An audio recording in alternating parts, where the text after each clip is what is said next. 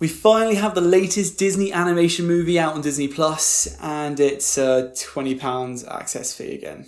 Because that went down so well the last time, didn't it?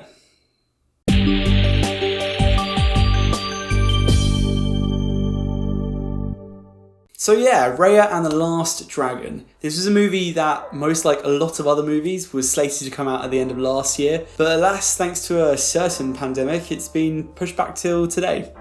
Thanks, COVID.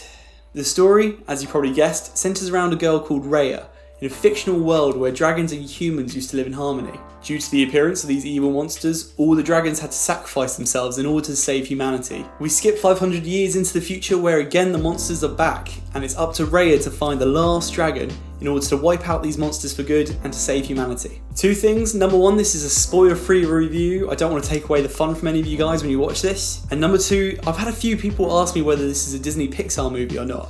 Just to be clear, this is not Disney Pixar, but instead Disney Animation Studio. So the same studios that brought you Tangled, Frozen and Moana. So let's just jump straight into this. And I suppose the first thing I want to talk about is probably the first thing that caught my attention. And that was the music in this film. And when I say music, I don't mean the sing-along songs like you get in Frozen or Tangled. There's none of that in here. But instead I mean the actual score that was overlaying the whole movie. It was just pleasant to listen to and so uniquely different from what we've seen from Disney in the recent years. And it's that sort of feeling that overlaps the rest of this movie as well. This movie as a whole is just a nice and unique film. It's a really interesting world that they've actually created here.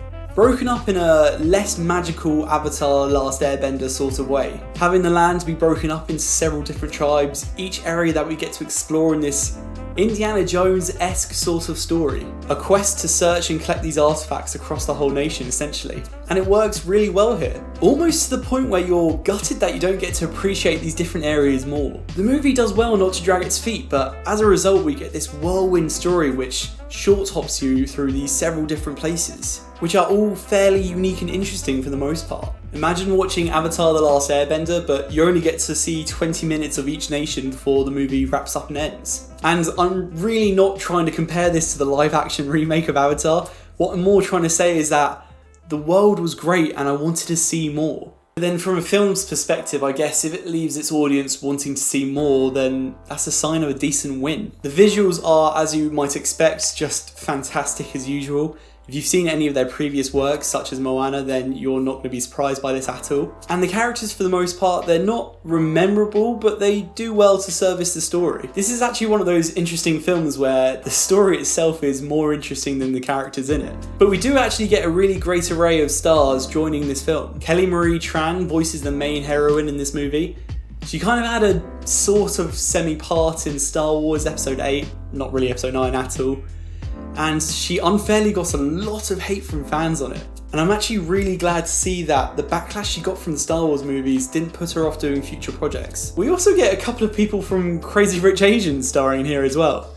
Although I guess in this film there'd be crazy poor Asians. Gemma Chan plays another one of the centralised characters, as well as Awkwafina, who plays the main water dragon in this story. Awkwafina, water dragon, it's a definite pun in there somewhere, isn't it? And Awkwafina is really good in this movie, except from she's just a little bit too much herself in this movie. And that's probably intentional on the movie's part, but for the most part when she's delivering these funny-ish lines, she kind of takes you out of the story where you feel like you're actually watching her in this costume instead of watching an actual dragon in his story.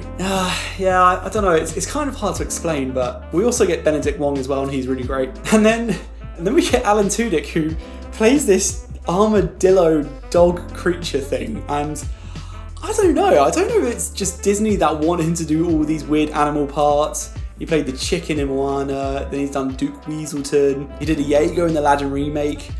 Maybe he just loves doing it. I mean, I suppose if I was getting paid huge chunks of money just to make animal noises into a mic, then yeah, sign me up. And the centralised theme that brings all these characters together is trust. And while it's a good lesson to teach kids, it's a little bit too on the nose here. You get this big thing between these two main characters where they're kind of built up in a way like Rey and Kylo Ren, except from the history between them, which defines this friendship and trust broken, was only about 5 minutes of them talking to each other. And I don't mean that in terms of movie time, but I mean that in just their story. They only knew each other for like 5 minutes. It's quite strange. But this is a movie for everyone, including kids, and it teaches some good morals. And that is the overall picture. This is a family movie, there's something here for everyone. It's funny at times, it's charming, it's heartfelt, and there's even some decent action scenes in here at times. And whilst I wouldn't dare recommend spending £20 on a premium access fee for a movie like Mulan, this one has more of a fight going for it. It won't be free to watch for people that have Disney Plus until 6th of June, so it's kind of up to you if you feel like you can wait for another 3 months or not. If you're a household that's looking for an evening entertainment with something that's going to make everyone happy, then this is going to be an acceptable spend, I think. 20 quid's like, what, 2 movie tickets these days? So if you've got 2 or more people in the house that want to watch this film, then I guess it's worth the money. I would definitely recommend this film if it was a free movie on a streaming service like Netflix or most other things on Disney Plus. And even with this £20 price tag, it's probably worth it. I hate the concept of charging people extra money for a service they're already paying for, but if you are looking for that evening entertainment with family and kids, then this is probably definitely worth it for you. But that's it from me here today, guys. Thanks a lot for listening. Let me know if you're going to pick this up now or if you're going to wait 3 months for it to come out for free. I say free, you're still paying for the streaming service anyway, but... Or let me know if you've seen this one already and what your thoughts are. Let me know in the comments down below. If you liked this video, please feel free to leave a like and subscribe. It really does help me out. And as always, stay tuned for more reviews on movies, anime, and video games. Until next time, guys, take care. Bye-bye.